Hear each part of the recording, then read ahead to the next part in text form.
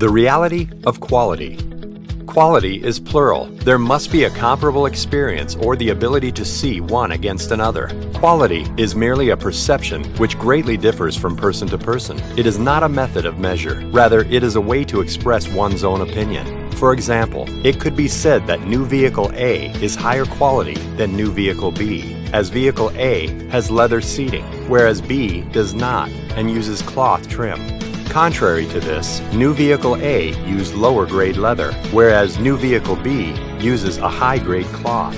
There are arguments for both cases in this example, which creates much ambiguity.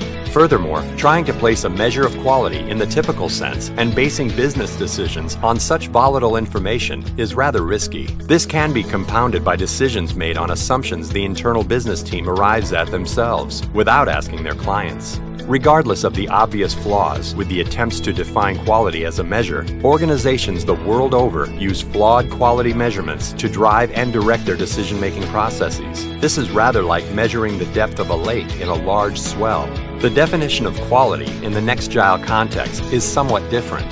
It focuses on two key areas: optimizing client appreciation, minimizing variation. Firstly, to reduce variation, one must first define their business system and the processes which drive it. Then the team must ensure they follow the agreed processes and deliver the tasks in the most consistent way they can.